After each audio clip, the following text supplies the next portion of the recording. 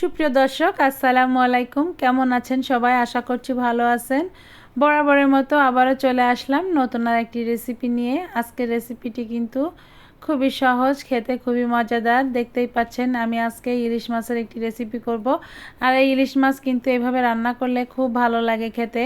আর এই ধরনের নর্মাল তরকারি তো খাওয়ার আসলে খেলে যে এদের কতটা মজা লাগে, যারা এই নর্মাল তরকারি খান তারা তো অবশ্যই জানেন যে এটা কতটাই মানে স্বাস্থ্যের জন্য ভালো এবং খেতে কতটাই মজা লাগতে পারে। যারা এই ধরনের তরকারি খেতে পছন্দ করেন তাদের জন্য আজকের আমার এই রেসিপিটি। তো রেসিপিটি ভালো লাগলে একটি লাইক, কমেন্ট, শেয়ার এবং চ্যানেলটিকে সাবস্ক্রাইব করে পাশে থাকবেন। তো দেখুন এখানে আমি কড়াইতে তেল গরম করতে দিয়ে এখানে কিন্তু কিছু আলু ভেজে নিতে হবে। তো এখানে আমি বড় সাইজের 2টা আলু কেটে নিয়েছি। আলুগুলোকে শুরুতে আমি এভাবে তেলের উপর একটু ভেজে নিব। সামান্য একটু হলুদ দিব। তো হলুদটা দিচ্ছি যে মানে ভাজার পরে কালারটা সুন্দর আসবে, যার জন্য হলুদটা দিয়েছি। হলুদটা না দিয়েও কিন্তু ভেজে নেওয়া যাবে, কোনো সমস্যা হবে না। তো দেখুন আমি কিন্তু এইভাবে তেলে আলুটাকে ভেজে নিচ্ছি। আর আলুটাকে ভেজে নিলে এই আলুটা যখন রান্না করবেন কষিয়ে, আলুটা কিন্তু অনেক সুন্দর সফট হয়ে যাবে। আর এই আলুটা খেতেও কিন্তু অনেকটাই স্বাদ লাগে আর ভালো লাগে, যার জন্য কিন্তু আলুটাকে ভেজে নিচ্ছি। আর এখানে এখন আমি এই তেলের উপরে এখন মশলা দিয়ে দিব। তো এখানে দেখুন 1 কাপের মতো আমি পেঁয়াজ বাটা দিয়ে দিলাম। পেঁয়াজ বাটাটাকে একটু নেড়ে চেড়ে কষিয়ে নেব কিছু সময়, কাঁচা গন্ধটা চলে যাওয়া পর্যন্ত। তারপরে কিন্তু এখানে আমি বাকি মশলা অ্যাড করে দিব। যেহেতু ইলিশ মাছ রান্না করব, ইলিশ মাছে কিন্তু খুব বেশি মশলা লাগে না। তো এখানে 1 টেবিল চামচ আমি এখানে রসুন বাটা দিয়ে দিয়েছি, 1 টেবিল চামচ আর জিরা বাটা দিয়ে দিয়েছি। আর কোনো মশলা কিন্তু এখানে দিব না, ইলিশ মাছে কিন্তু বেশি মশলা লাগে না। আর আদাটা তো একদম না দিলেই চলে। আদাটা কিন্তু ইলিশ মাছে আসলে ভালো যায় না, যার জন্য আদাটা কিন্তু এখানে আমি ব্যবহার করিনি। তো এখানে এখন দেখুন সামান্য একটু পানি দিয়ে দিয়েছি মশলাটা যাতে পুড়ে না যায়, যার জন্য একটু মশলার ভিতরে একটু পানি দিয়ে দিয়েছি। আর এখন এখানে পরিমাণ মতো হলুদ আর লবণটা দিয়ে মশলাটাকে কিন্তু কষিয়ে নিতে হবে। আর কিছু কাঁচামরিচ দিয়ে দিয়েছি। কাঁচামরিচটা আমি এভাবে কেটে দিয়েছি। আপনারা চাইলে কাঁচামরিচটা কিন্তু একটু বেটেও দিতে পারেন, অথচ আবার ব্লেন্ডারে একটু একটা চাপ দিয়ে নিলেও কিন্তু সেটাও দিতে পারেন। তো এভাবে দিলে কিন্তু কাঁচামরিচটা আমার কাছে ভালো মনে হয়। আর এখানে কোনো শুকনো মরিচের ছোঁয়া দিব না, কারণ এই তরকারিটা সম্পূর্ণ কাঁচামরিচের রান্না হবে। তো দেখুন মশলাটা কিন্তু আমি খুব ভালো করে কষিয়ে নিয়েছি। কষানোর পরে এখন কিন্তু আমি মাছগুলোকে দিয়ে দিব। ইলিশ মাছ যেহেতু এটা কিন্তু আমি কাঁচা রান্না করব, মানে কষিয়ে রান্না করব। আর এই মাছ এভাবে কষিয়ে রান্না করলে কিন্তু এই তরকারিগুলো খেতে খুবই ভালো লাগে। আর চাইলে আপনারা যে ভেজে খেতে পছন্দ করেন সে মাছটাকে ভেজে নিতে পারেন। তবে ভেজে খাওয়ার থেকে এভাবে একবার হলেও খেয়ে দেখবেন। যারা ভেজে খান তারা একবার হলেও এইভাবে কষিয়ে রান্না করে খেয়ে দেখবেন। আসলে এই তরকারিগুলো খেতে খুবই মজা লাগে, বিশেষ করে এই মাছের কারণেই কিন্তু তরকারির টেস্টটা বেড়ে যায়। আর এইভাবে কাঁচা মাছ যখন কষিয়ে রান্না করবেন, মাছের সমস্ত ফ্লেভারটা তরকারিতে ছড়িয়ে যাবে। আর এই ধরনের তরকারিগুলো কিন্তু ইলিশ মাছের তরকারি, যেহেতু এই ইলিশ মাছের ফ্লেভারটা সমস্ত তরকারিতে খুব ভালোভাবে ছড়িয়ে যায় এই কষিয়ে যদি এইভাবে রান্না করেন।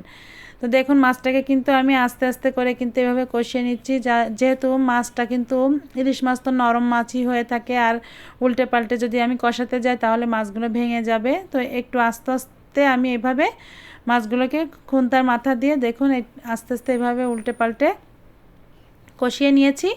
এখন আমি এখানে একটু পানি দিয়ে দিব, অল্প করে পানি দেব, যাতে মাছটা বলক ওঠার পরে জাল করে নিয়ে আমি মাছটাকে তুলে উঠিয়ে নেব। তো এটাকেই বলে কষিয়ে নেওয়া। আর এই কষানোটা অবশ্যই এভাবে করে নিতে হবে। অনেকে দেখা যাচ্ছে যেভাবে মশলার ভিতরে কষিয়ে নিয়েছি, একটু পানি দিয়ে কষিয়ে না উঠিয়ে একদম আপনি দেখা যাচ্ছে কি এই মশলা সহকারেই উঠিয়ে রাখে। তবে ওইটা কিন্তু ওইটার ভিতরে মাছটা কিছুটা কাঁচা থেকে যায়। আর ওই মাছটা উঠিয়ে রাখলে আমার কাছে মনে হয় না যে ওটা অতটা ভালো লাগে। আর আমি যেভাবে করছি এভাবে একটু পানি দিয়ে মশলাটাকে জাল করে নিয়ে মাছটাও একটু জাল করে নিলে দেখুন মাছটা কিন্তু পুরোপুরি সিদ্ধ হয়ে গিয়েছে, দেখেই বুঝতে পারছেন। তো মাছটাকে কিন্তু আমি এইভাবে এক এক করে সব তুলে নিব। তো এটাই কিন্তু কষিয়ে উঠিয়ে রাখা, আসলে এইভাবেই মাছটাকে কিন্তু কষিয়ে উঠিয়ে নিতে হয়, কারণ মাছটা কিন্তু একবারে সুন্দর করে জাল হয়ে একদম সিদ্ধ হয়ে যায়।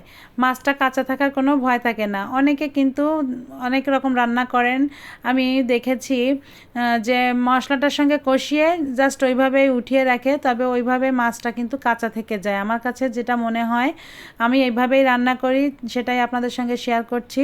তো দেখুন মাছগুলো তুলে নিয়েছি, এখন কিন্তু আমি এই যে কাঁকরোল দিয়ে দিব, আর কাঁকরোলগুলো কিন্তু আমি এভাবেই কষিয়ে নেব। কাঁকরোলগুলো চাইলে ভেজেও নিতে পারতাম, তো ভেজে রান্না করলে কাঁকরোলটা একটু কেমন যেন মনে হয়। পরবর্তীতে যখন রান্না করবেন ঝোলে দিয়ে, তখন কিন্তু কাঁকরোলটা আমার কাছে মনে হয় কি একটু শক্ত শক্ত লাগে, যার জন্য কিন্তু কাঁকরোলটাকে আমি ভেজে নেইনি।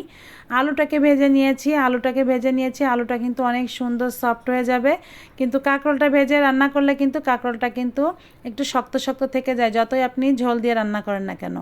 তো কাঁকরোলটা এইভাবেই দিয়েছি, এইভাবেই দেখবেন অনেক সুন্দর গলে যাবে, সেদ্ধ হয়ে যাবে। আর এখন দেখুন আমি ভালো করে কষিয়ে নিয়েছি, কষানো কিন্তু আমার হয়ে গিয়েছে। আর ঝোলটা কিন্তু একদম টানিয়ে নেব না, এই অবস্থায় কিন্তু আমি ঝোলের পানি দিয়ে দিব। যথেষ্ট কষানো হয়ে গিয়েছে, ঢেকে যেহেতু দিয়েছি যথেষ্ট সেদ্ধ হয়ে গিয়েছে। আর এখন কিন্তু আমি ঝোল হিসাবে দেখুন এই যে পানি দিয়ে দিচ্ছি, পানিটা দিয়ে এখন একটু নেড়ে চেড়ে ঢাকা দিয়ে রাখবো বলক আসা পর্যন্ত। আর এই তরকারিটা কিন্তু রান্নাটা এইভাবেই হবে। আর এই তরকারিটা কিন্তু খেতে অনেক সুস্বাদু, আপনারা এভাবে ট্রাই করে দেখবেন বাসায়, অনেক মজা লাগবে।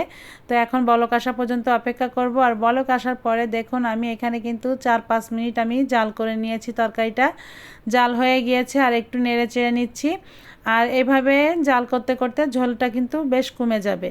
তো এখন আমি নেড়ে চেড়ে তরকারিটা, এখন মাছগুলোকে উঠিয়ে রেখেছিলাম, মাছগুলো কিন্তু দিয়ে দিব। তো এখন এই যে বাকি মাছগুলো দেওয়ার পরে এই ঝোলটা আস্তে আস্তে কিন্তু জাল হতে হতে কমে যাবে। আপনি যতটুকু ঝোল রাখতে চাইবেন তরকারিতে ততটুকু ঝোল কিন্তু রাখতে পারবেন।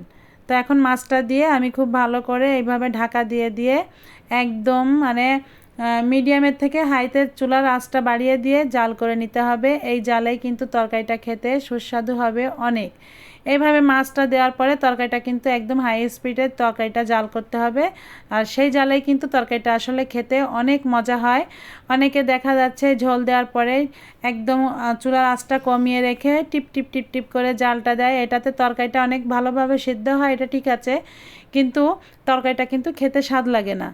আর আপনারা এইভাবে তরকারিটা কষিয়ে নেওয়ার পরে একটু ঝোলের পানিটা একটু বেশি দিবেন, বেশি দেওয়ার পরে এটা একদম হাই স্পিডে জাল করবেন এই তরকারিটা একদম নামানোর আগ পর্যন্ত। দেখবেন এই তরকারিটা কিন্তু খেতে স্বাদ কিন্তু অনেক বেশি আসে। এভাবে রান্না করে খেয়ে দেখবেন, অনেক ভালো লাগবে। তো বন্ধুরা তরকারিটা কিন্তু আমার রান্না করা হয়ে গিয়েছে। আর ঝোল যতটুকু আমি রেখেছি এই তরকারিগুলোতে কিন্তু একটু এরকম পাতলা পাতলা ঝোল রাখলে এই তরকারিগুলো খেতে ভালো লাগে। একটু পাতলা ঝোলের তরকারি, গরম গরম ভাত খাবেন, দেখবেন কতটা মজা পাবেন। আর ইলিশ মাছ যেহেতু কোনো কথাই নেই, ইলিশ মাছ আপনি যেভাবেই খান না কেন ইলিশ মাছের তরকারি আপনার কাছে সেভাবেই খুবই ভালো লাগবে, যেভাবেই রান্না করবেন না কেন বন্ধুরা। তো দেখুন তরকারি কালারটা কত সুন্দর আসছে, তাই না? আর দেখতে অসম্ভব সুন্দর হয়েছে, খেতেও কিন্তু দারুণ মজা। তো রেসিপিটি ভালো লাগলে একটি লাইক, কমেন্ট, শেয়ার এবং চ্যানেলটিকে সাবস্ক্রাইব করবেন। পাশে থাকা বেল আইকনটি ক্লিক করবেন যাতে আপনি আমার নতুন ভিডিও নোটিফিকেশন সবার আগে পেয়ে যান। আজ এ পর্যন্ত, সবাই ভালো থাকবেন। আল্লাহ হাফেজ।